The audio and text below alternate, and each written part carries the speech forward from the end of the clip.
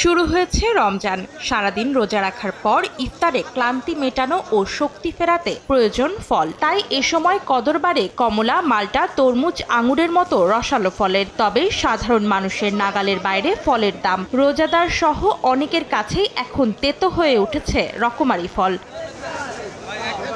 রাজধানীর কাউরান বাজারে প্রতি কেজি আপেল ও মাল্টা বিক্রি হচ্ছে ৩০০ টাকায়, চীনা কমলা ৩২০, কালো আঙুর ৪৫০, আনার আকার ভেদে ৪৫০ থেকে ৪৮০ টাকা দরে বিক্রি হচ্ছে, যা এলাকা ভেদে গেল এক সপ্তাহের তুলনায় কেজিতে ২০ থেকে ৫০ টাকা পর্যন্ত বেশি। অন্যদিকে তরমুজ কেজিতে ৬০, পেয়ারা ১২০ থেকে ১৫০ আর পেঁপে ১৫০ টাকায় বিক্রি হচ্ছে।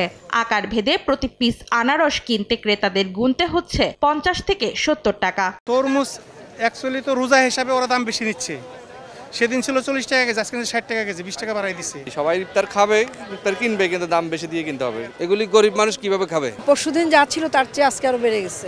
তবে সরবরাহ কম মনে হচ্ছে। সীমিত আয়ের মানুষ যারা, ওদের পক্ষে একেবারেই সম্ভব না ফল কিনে খাওয়ার মতন পরিবেশ পরিস্থিতি নাই।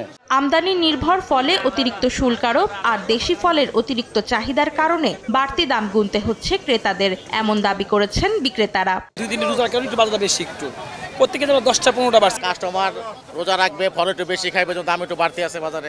দামের রেকর্ড ছাড়িয়ে গেছে শরবতের অন্যতম উপকরণ লেবু।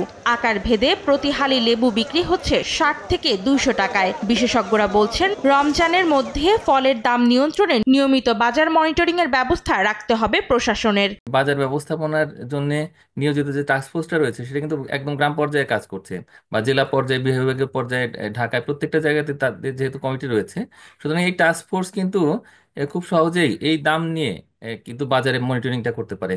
যেখানে আসলে দাম কয়েক গুণ বেড়ে যাবে বা এক যৌক্তিক দামের তুলনায় অনেক গুণ বেশি হয়তো দামে বিক্রি হচ্ছে, সেখানে অভিযান পরিচালনা করতে হবে। প্রতি বছর রোজার আগে রসালো ফলের এমন দাম বাড়ায় ক্ষোভ ক্রেতাদের মনে।